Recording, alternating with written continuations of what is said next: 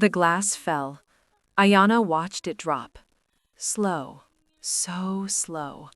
Her sleeve pulled back, just 1 inch. Jinwoo saw it. The bruise, purple against brown skin, finger marks. She grabbed her sleeve, fast, too fast. His hand stopped moving, his fork frozen halfway to his mouth. The restaurant buzzed around them. Laughter, music, birthday songs in Korean, but their table went quiet. His 4 men stopped eating. Jinwoo's jaw clenched. His knuckles went white against the tablecloth. Ayana's heart pounded. She knew that look. James had worn it once. "Sir, I can—" "Don't." 1 word, soft, sharp. The champagne spread across white cloth, dripping onto expensive carpet. He stood up. The air shifted, voices dropped, people stared. Ayana touched the bruise through her sleeve. The pain helped her focus. Zoe, rent due, the door she locked every night. Jinwoo's tattoo shifted as he breathed. His dark eyes moved from her wrist, to her face, to the exit door. "You're done here." Her stomach dropped. No, not this job, not now. He stepped closer, not touching her, close enough that she caught the scent of his cologne. Clean, expensive, dangerous. "My driver is outside," he said quietly. She shook her head. "I don't—" "You do." His eyes fell to her wrist again. "And whoever did that won't touch you again." He dropped money on the table, turned, walked toward the door.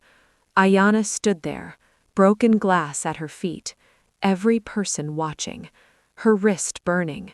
One thought screamed in her head. How does he know about Zoe? Before we continue, if you love dark, cinematic romance like this, subscribe and turn on notifications. And tell me in the comments where you're listening from. Now, let's go back. The restaurant noise rushed back in. Ayana's hand went to her wrist, found the bruise under the fabric, pressed down. The ache was familiar. "Sir, I can clean this." Her voice came out steady. The same voice she used when Zoe asked why the bedroom door stayed locked.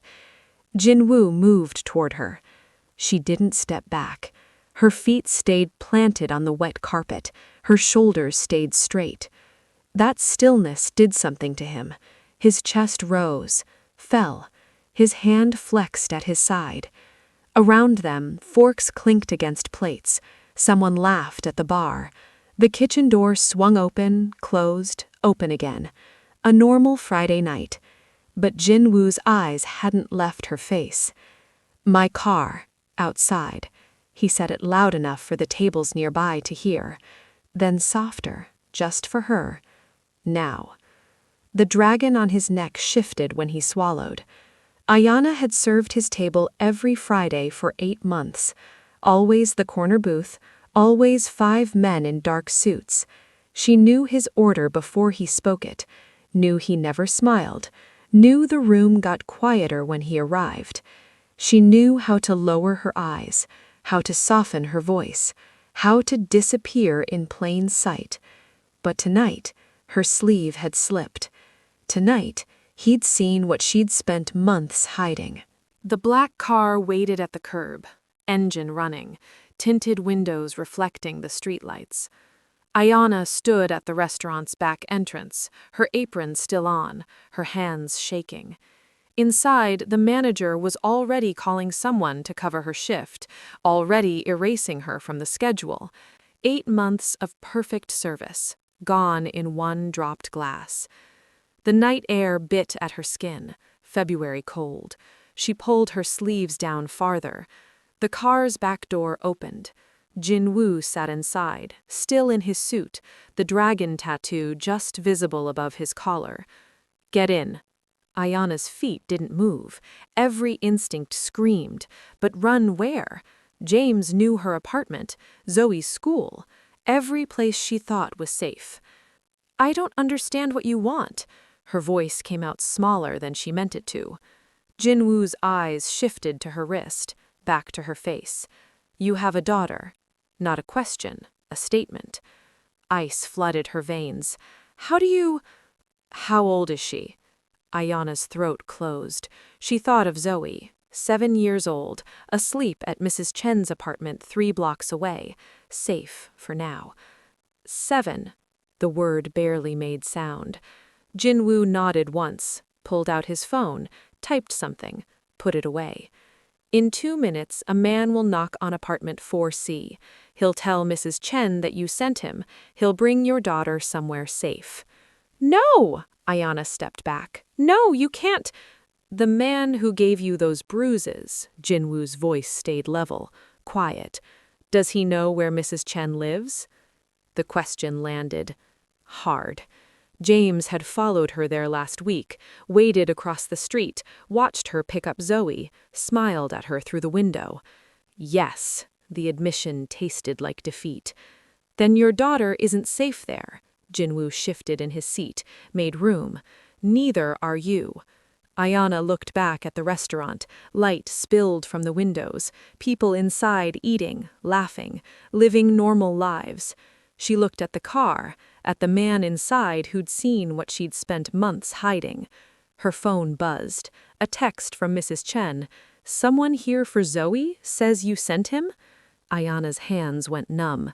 Jinwoo watched her, waiting, not pushing, just waiting.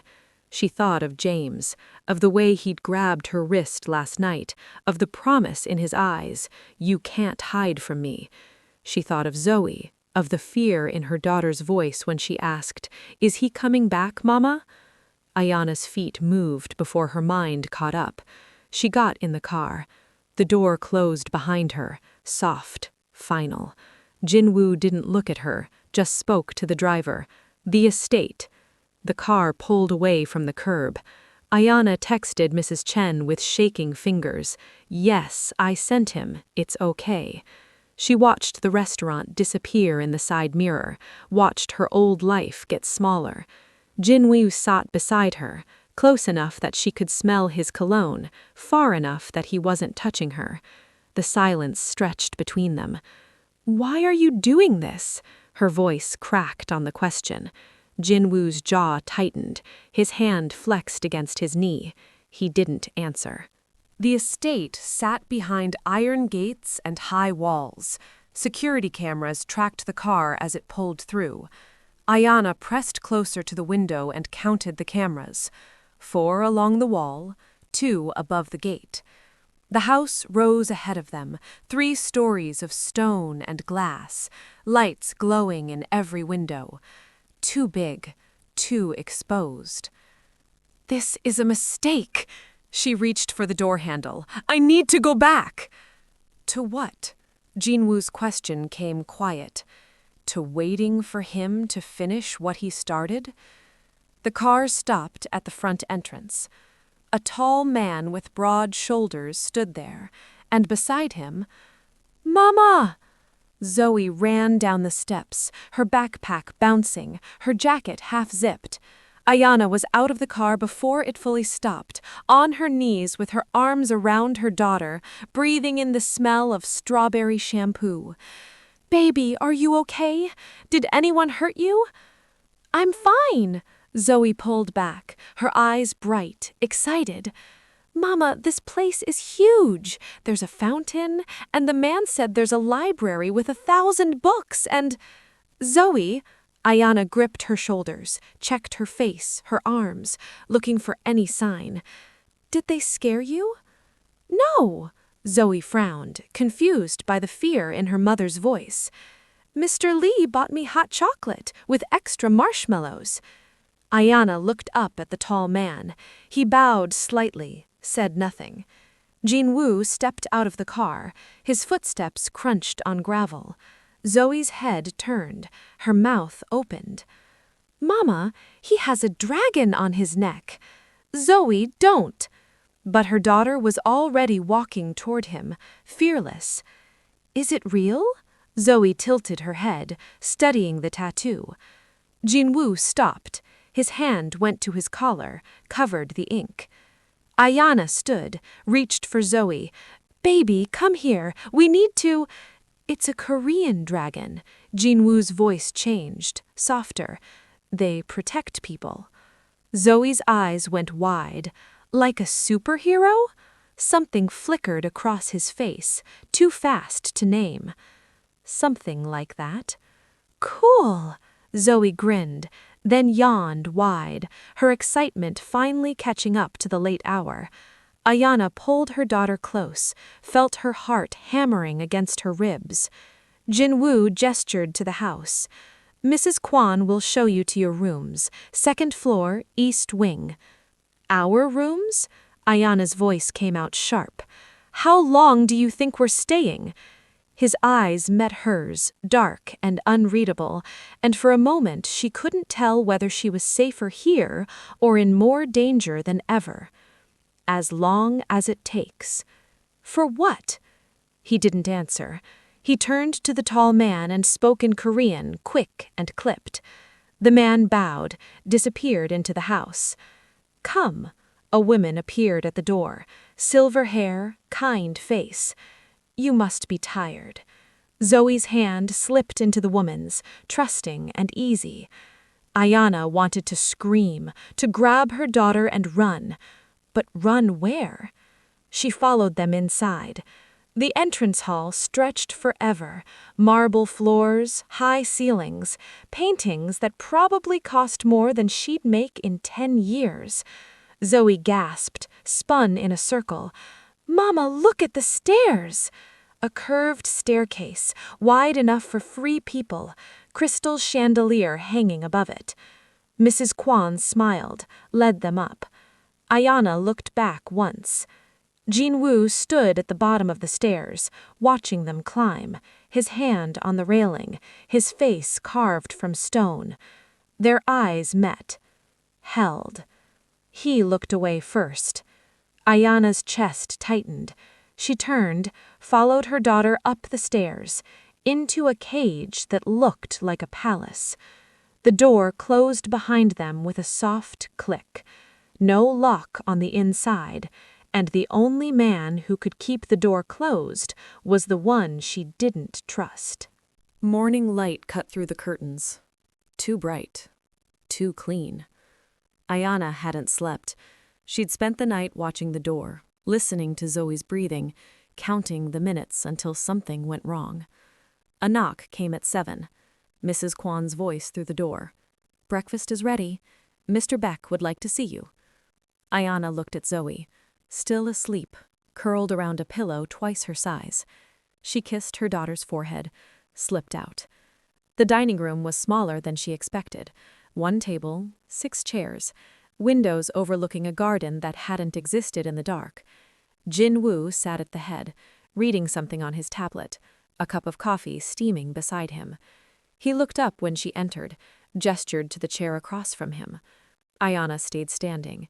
"I need to take Zoe to school." "She's enrolled at Greenwood Academy. The driver will take her at 8:30. "I didn't agree to— You didn't agree to anything." Jinwoo set down his tablet. "That's why we're having this conversation." Ayana's hands curled into fists. "You can't just decide where my daughter goes to school." Greenwood has security cameras on every entrance, background checks on every staff member. No one gets in without clearance. His eyes held hers. "Can you say the same about her current school?" The words landed like stones. James had walked right into Lincoln Elementary last month, told the front desk he was Zoe's father. They'd almost let him take her. Ayana sat down, her legs suddenly weak. "What do you want from us?" Jinwoo poured her coffee, black, pushed it across the table. "I want you to work for me." She didn't touch the cup. "As what, a waitress in a different restaurant?" "As my personal assistant." Silence filled the space between them. Ayana laughed, sharp, bitter. "I dropped out of community college. I've worked in restaurants since I was 16. What exactly do you think I can assist you with?" "You can answer phones, manage schedules, file paperwork." Jinwoo leaned back in his chair. "The work isn't complicated." Then why me? His jaw tightened.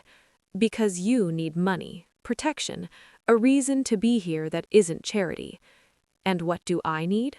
The question hung there, heavy. Jinwoo's fingers tapped against his coffee cup, once, twice, a rhythm that didn't match his breathing. I need someone I can trust not to ask questions. Ayana's stomach turned. About what? About why certain people visit, about what happens in my office, about calls that come at 3 in the morning. He met her eyes. Can you do that? She thought of the bruises on her wrist, of James's face when he realized she'd locked him out, of Zoe asking why they had to sleep with the lights on. How much does it pay? 4,000 a month, plus room and board. 4,000, more than double what she made at the restaurant. And if I say no? Then I'll have my driver take you wherever you want to go. Jinwoo stood, walked to the window, his reflection ghosted in the glass. But he'll find you again. You know he will. Ayana's throat closed. She looked at her wrist. The bruises had faded from purple to yellow, healing, but the shape of James's fingers was still there. I want Zoe kept out of this, whatever business you're in. She'll never see it. How can you promise that? Jinwoo turned. The morning light caught the dragon on his neck, made it look alive. Because I give you my word. Ayana studied his face. The sharp angles, the controlled expression, the eyes that had seen things she couldn't imagine. Okay. The word came out quiet, final. I'll do it. Something shifted in his shoulders. Relief, or maybe just satisfaction. Good. He moved toward the door, stopped. Your office is next to mine, 3rd floor. Mrs. Kwan will show you. He left without looking back. Ayana sat alone at the table, the coffee going cold. Outside, birds sang in the garden. Inside, she had just made a deal with a man whose protection felt as dangerous as the threat she was running from. 3 weeks passed like held breath. Ayana learned the rhythm of Jinwoo's world. Calls before sunrise, meetings that ended with handshakes and eyes that promised violence. Men in suits who bowed and never smiled. She answered phones, filed papers, asked no questions. Zoe bloomed. New friends, art class, a teacher who remembered her name. At night, Ayama still listened at the door, still checked the locks, still waited for James to find them. The office was quiet at midnight, just her and the desk lamp and files that needed organizing. The door opened. Jinwoo stopped when he saw her, his tie loosened, jacket gone, the dragon tattoo fully visible now. You should be sleeping. So should you. Ayana didn't look up from the spreadsheet. He moved to the window, stood there, silent. She felt the shift in the air, something unsaid pressing against the walls. He called the restaurant. Jinwoo's voice came low. Looking for you. Ayana's hands stopped moving. The pen slipped from her fingers. When? Yesterday. The manager told him you were fired. He didn't believe her. Ice spread through her chest. What did he say? That you stole something from him, that he just wants it back. Ayana's laugh came out broken. He thinks he owns me. Jinwoo turned. His eyes found hers across the dim room. Tell me what happened. Why? Her voice cracked. So you can decide if I'm worth protecting? So I know what I'm protecting you from. The words sat between them, heavy, real. Ayana stood, walked to the other window, put distance between them. We were together for 3 years. He was sweet at first, bought me flowers, played with Zoe, made promises. She touched the glass, cold against her palm. Then he lost his job, started drinking, started saying I was the reason everything went wrong. Jinwoo stayed quiet, listening. The first time he hit me, he cried after, said he'd never do it again. Ayana's reflection stared back at her, hollow. They always say that. How long? A year, maybe more. I stopped counting. She closed her eyes. I tried to leave, took Zoe to my sister's in Baltimore. He found us in 2 days, broke her car windows, sent her flowers with notes that said he just wanted to talk. Her breath fogged the glass. So I came back, thought if I just kept him calm, just didn't make him angry, just... You can't control someone else's violence, Jinwoo's voice cut through, sharp. You know that. I know. The admission hurt, but knowing doesn't change the fact that I stayed. You left. I ran. Ayana turned, met his eyes. There's a difference. Jinwoo moved closer. Not touching, just closer. What made you finally leave? The memory hit like a fist. Ayana's hand went to her wrist.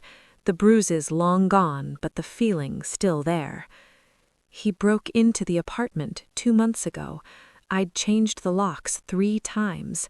Her voice dropped, barely sound. Zoe was sleeping. He went to her room first.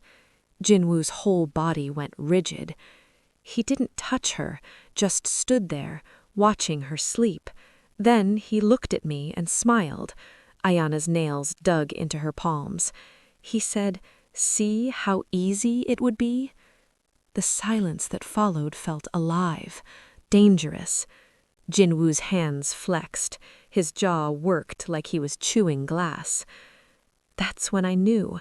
I couldn't protect her by staying, couldn't protect her by running, I didn't know what to do. You got her out. I got lucky.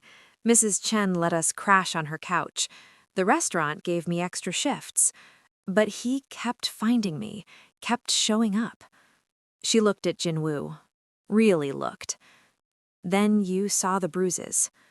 He held her gaze, something burning behind his eyes. He won't find you here. How can you be sure? Jinwoo's hand went to his pocket, pulled out his phone, showed her a photo. James, getting into a car, time-stamped yesterday, location tagged Newark. I have people watching him, every move he makes, every call, every search. Jinwoo's voice stayed level, cold. If he gets within a mile of you or Zoe, I'll know. Ayana stared at the photo, at James's face, at the proof that she'd traded one cage for another. But this cage had bulletproof glass, and a dragon guarding the door.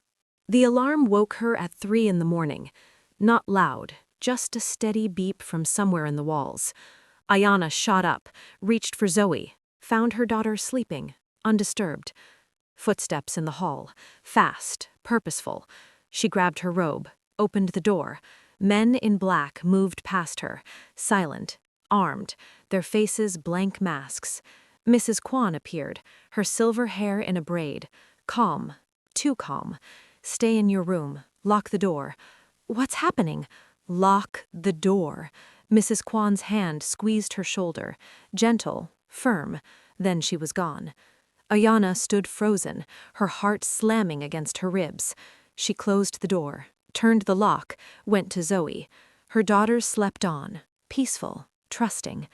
Ayana moved to the window, pulled back the curtain. The front gate glowed under security lights. A car sat outside, engine running, someone in the driver's seat. Even from this distance, she recognized the shape of his head. James. Her knees buckled. She gripped the windowsill. He'd found them. Movement below. Jinwoo walked out the front entrance. No jacket, just a white shirt, sleeves rolled to his elbows. 4 men flanked him, weapons visible now. Ayana's breath stopped. Jinwoo approached the gate, stopped 10 feet away, said something she couldn't hear. James got out of the car, raised his hands, smiled. That smile, the one he used before things got bad. Jinwoo's posture didn't change, statue still, but something in the way he held his shoulders made the air feel thinner. James pointed at the house, at her window. Ayana stepped back, into shadow. Jinwoo's head tilted, listening, his hand flexed at his side. James took a step closer to the gate. Jinwoo moved. Fast, faster than she'd ever seen him move. He grabbed James through the iron bars, slammed his face against the metal. The sound carried, dull, wet. Ayana's hand covered her mouth. Jinwoo held James there, speaking close to his ear, words she couldn't hear but could feel in her bones. James struggled, tried to pull back. Jinwoo slammed his face again, harder. Blood on the iron now, dark in the lights. One of Jinwoo's men stepped forward, said something. Jinwoo ignored him. He pulled James closer, whispered something that made James stop fighting. Then he let go. James fell, crawled back to his car, hand over his face, blood dripping through his fingers. Jinwoo watched him drive away, didn't move until the taillights disappeared. Then he turned, looked up, straight at her window. Ayana's breath caught. Even from this distance she could see it, the change in him, the thing he kept buried under tailored suits and controlled words. Violence, pure, barely contained. He held her gaze for 3 heartbeats, then walked back inside. Ayana sank to the floor, back against the wall, shaking. She'd seen James angry, seen him hit, seen him break things, but what she'd just witnessed wasn't anger.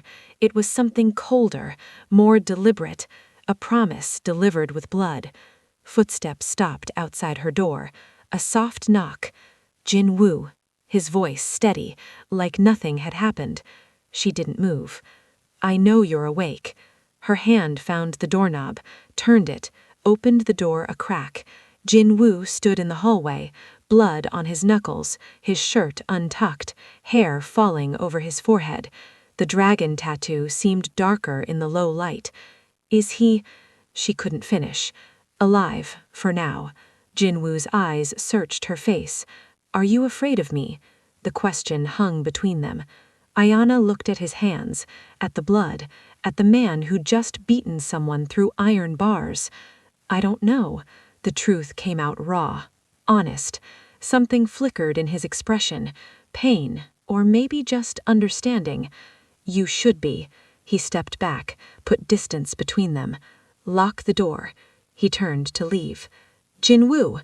He stopped, didn't look back. "Thank you." His shoulders tensed, his hand gripped the railing. "Don't thank me for this." His voice came out rough. "Don't ever thank me for this."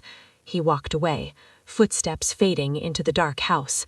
Ayana closed the door, locked it, went to Zoe, curled around her daughter, breathed in her strawberry shampoo. Outside, the security lights blazed. Inside, she finally understood. Jinwoo wasn't just protecting her, he was hunting, and James was already prey. Ayana looked at his hands, at the blood, at the man who'd just beaten someone through iron bars. "I don't know." The truth came out raw, honest. Something flickered in his expression, pain, or maybe just understanding. "You should be." He stepped back, put distance between them. "Lock the door." He turned to leave. "Jinwoo!" He stopped, didn't look back. "Thank you." His shoulders tensed, his hand gripped the railing. "Don't thank me for this." His voice came out rough. "Don't ever thank me for this." He walked away, footsteps fading into the dark house. Ayana closed the door, locked it, went to Zoe, curled around her daughter, breathed in her strawberry shampoo. Outside, the security lights blazed. Inside, she finally understood. Jinwoo wasn't just protecting her. He was hunting, and James was already prey. Jinwoo's office smelled like smoke and expensive whiskey at noon. Ayana found him at his desk, 3 phones lined up, all silent, all waiting. He didn't look up when she entered. "You should take Zoe to the garden. Mrs. Kwan made lunch." "What happened?" Ayana closed the door behind her. His jaw worked. "Nothing you need to worry about." "Jinwoo." He finally looked at her. Red rimmed his eyes, like he hadn't slept, or like he'd been staring at something that made sleep impossible. He went to the FBI. The words came out flat, empty. This morning. The floor tilted. Ayana gripped the back of a chair. What? He told them he has information about my business, about shipments, accounts, names. Jinwoo stood, walked to the window. He said he'll testify, give them everything.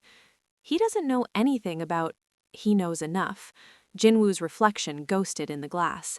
He's been watching, taking photos, recording conversations outside the restaurant. Ayana's stomach dropped. For how long? Months, maybe longer. He turned. His eyes held hers.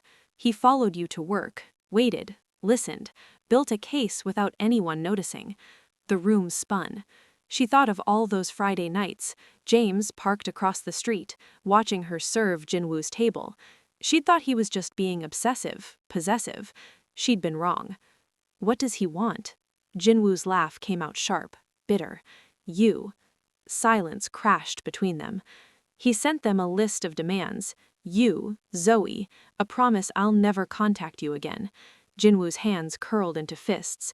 In exchange, he walks away, keeps his evidence to himself. And if you don't?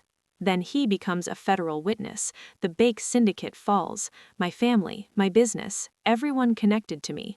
His voice stayed level, but something underneath it cracked. 20 years of work. Gone. Ayana couldn't breathe. This was her fault. She'd brought this poison into his house, into his life. Then give me back. No.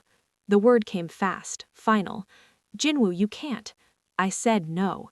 He moved toward her, close enough that she could see the tension in his jaw, the exhaustion carved into his face. Aren't you mine? But her voice shook. His eyes searched her face, something burning there. Aren't you? The question landed like a touch. Ayana's breath caught. This isn't about me. It's about your empire, your family. You can't lose everything because of... Because of what? A waitress and her daughter? Jinwoo stepped closer. You think I built this empire caring about everyone's opinion? I think you built it by being smart, by not making emotional decisions. Then this is my first mistake. The confession hung between them. Ayana's throat closed. He'll destroy you. Let him try. Jinwoo, I've made my decision. He turned away, walked back to his desk, picked up one of the phones. My lawyer is meeting with the FBI this afternoon. We'll handle it. How? His finger hovered over the screen. You don't want to know. Fear crawled up her spine. What are you going to do?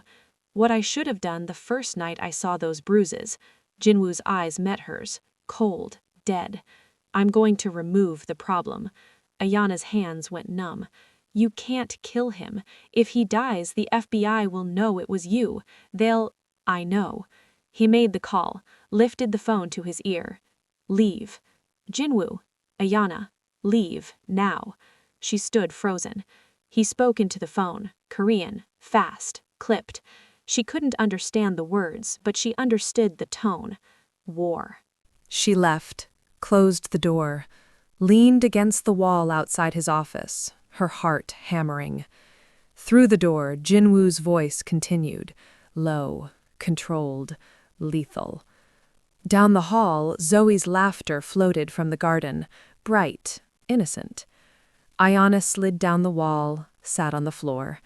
She'd spent years running from one dangerous man. Now she'd trapped herself with another.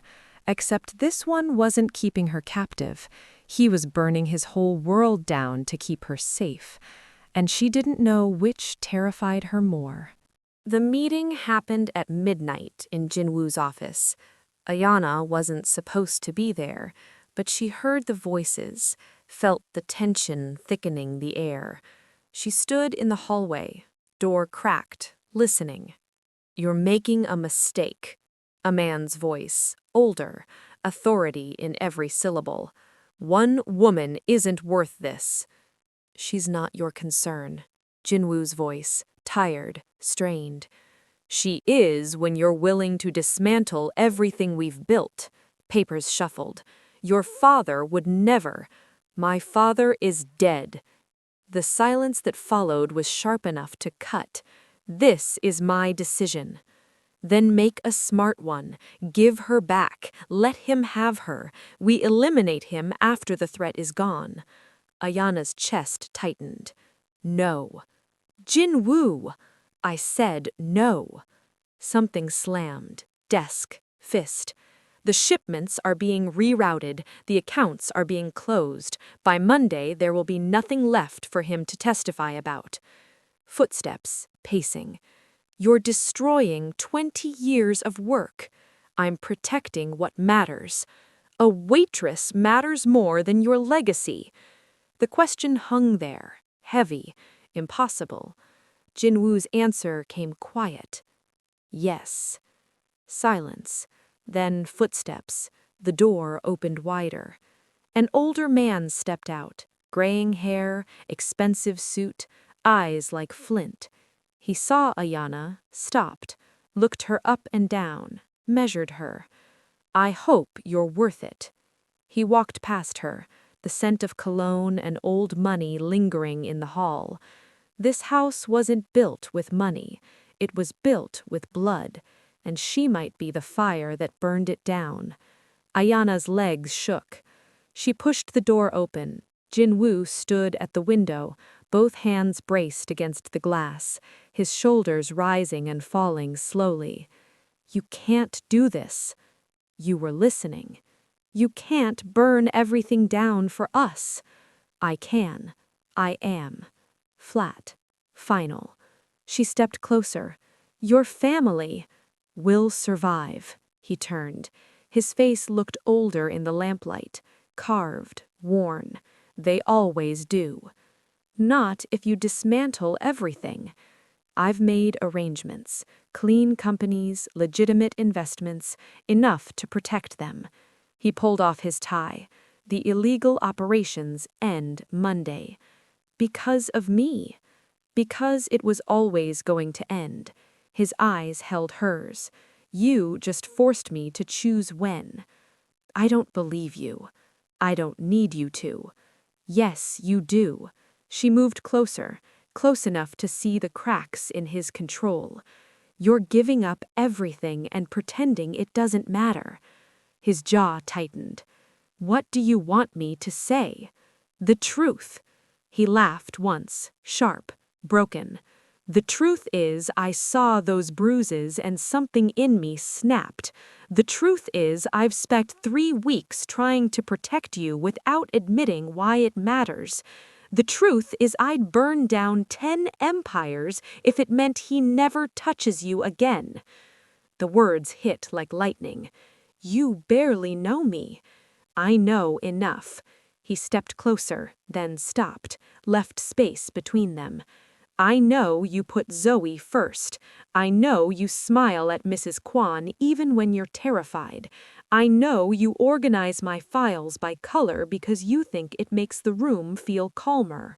Heat crept up her neck. I know you check every door in this house before you sleep, he continued softly. And I know you haven't slept through a single night since you've been here. Her hands trembled. How? Because I haven't either, his voice roughened. I check the security feeds every night. The air shifted. I'm not asking you to feel anything, he said. I'm telling you why I'm doing this. I can't let you... It's already done. He held out a folder. Everything left is clean, legal, safe. She didn't take it. And James? He'll get what he wanted. An empty empire, nothing to trade. His eyes hardened. After that, he won't matter. You said you wouldn't kill him. I won't have to. I'm not your family. His gaze didn't waver. Not yet. The words didn't sound hopeful. They sounded inevitable. Her heart pounded. What does that mean? He stepped forward this time. No space, no retreat. It means I chose you. Quiet, certain. It means I burned down an empire without asking what it would cost me. A breath. Now you decide if you're willing to live in the world that comes with me. Silence filled the office. Somewhere in the house, a door shut, and Ayana understood something terrifying. James had been danger born from weakness. Jin-woo was danger born from power. And this time, she wasn't running. The FBI came on a Tuesday. 3 black SUVs, agents in dark suits, warrants that covered everything from the estate to Jin-woo's personal accounts. Ayana watched from the window. Zoe was at school, safe, unaware. Jin-woo met them at the door. No resistance, no lawyers blocking their path. He let them in. They searched for 6 hours. Offices stripped bare, safes opened, documents photographed, hard drives seized. They found nothing, because there was nothing left to find. Jin-woo had erased it all. Every trace, every connection, every shadow of the empire he'd built. The lead agent stood in the entrance hall, frustration carved deep into his face. Where is it? Jin-woo's expression didn't change. Where is what? The shipments, the accounts, the evidence your witness promised. I run legitimate businesses, Jin-woo replied evenly. Investment firms, real estate. You're welcome to examine everything. The agent stepped closer. James Porter gave us detailed information. James Porter is a documented domestic abuser with a restraining order pending. Jin-woo's voice stayed calm. Perhaps verify your source before executing federal warrants. You think you're clever? I think I comply with the law. A long stare. Power testing power. Then the agent turned. They left 6 hours later, empty-handed. The SUVs pulled away. Jin-woo stood at the window, watching them disappear. Ayana descended the staircase slowly. Is it over? Not yet. He didn't turn. James still has whatever copies he kept. He'll try to sell them. State prosecutors, media, anyone who'll listen. But there's nothing to prove. Now there isn't. His reflection in the glass looked older, tired. But erasing evidence doesn't erase history. It only makes it harder to reach. His phone rang. He glanced at the screen. His body went still. He answered. Speak. A voice on the other end, low, urgent. Jin-woo's grip tightened around the phone. When? Pause. Where is he now? Another pause. Good. Keep it that way. He ended the call, turned to her. James tried to sell his evidence to a reporter this morning, he said quietly. My people intercepted him. Ayana felt the floor shift beneath her. Intercepted? It means the FBI is now asking him how he obtained sensitive federal material connected to an open investigation. Jin-woo moved to the bar, poured whiskey, didn't drink it. They're more interested in him than me. You set him up. I redirected attention, he corrected calmly, towards someone who actually broke the law. What happens now? Witness tampering, obstruction, possible federal charges if they dig far enough. His jaw tightened. He'll spend the next decade trying to prove he is what he is. Relief rushed through her, followed immediately by guilt. And you? Jin-woo finally faced her fully. I'm out. The words landed softly, heavier because of it. The syndicate voted this morning. Unanimous. I stepped down Friday. Because you destroyed the operations? Because I chose you. No hesitation. They can't trust a leader who prioritizes one person over the structure. Ayana's throat tightened. You gave up everything. Not everything. His hand lifted, almost reaching for her, then still at his side. I keep the legitimate businesses, the estate, enough to start clean. His eyes held hers. Enough to build something that doesn't require violence to survive? She moved closer. What do you want to build? His breathing slowed. I want Zoe to stop checking the locks at night. I want you to sleep without waking up afraid. I want... His voice faltered slightly. I want to become someone you don't flinch from. Her hand rose before she could stop it, pressed against his chest. His heart was racing. I don't flinch, she said softly. You should, he replied. I'm still the man who broke someone's face against iron. You're also the man who learned my daughter's favorite color, who makes sure Mrs. Kwan adds extra marshmallows to her cocoa. Her fingers curled in his shirt. The man who burned down his own empire to protect us. His hand covered hers, warm, steady. I don't know how to be soft. I don't need soft, she whispered. I need real. His other hand rose, cupped her face. This is real. She leaned into him. Outside, the sun dipped behind the iron gates. Inside, something new began. 3 years felt like a lifetime and a heartbeat all at once. The cafe opened at 6 every morning, sunlight through wide windows, the smell of fresh bread and dark coffee. Music low from the speakers Jinwoo had installed himself. Ayana stood behind the counter, flour dusting her hands, her hair pulled back, a smile that reached her eyes now. Real, unguarded. The door chimed. Zoe burst in, 10 years old, taller, confident, her backpack covered in patches she'd sewn herself. Mama, Mr. Chen said my painting might be in the school show. She dropped her bag and went straight to Jinwoo at the espresso machine. It's next Thursday. You're coming. Jinwoo wiped his hands on a towel and looked down at her. The same steady expression he'd always worn, just softer now. I'll check my schedule. You always say that, and you always show up. Zoe poked the dragon tattoo above his collar. Don't act busy. Ayana watched them, her chest full of something she no longer tried to outrun.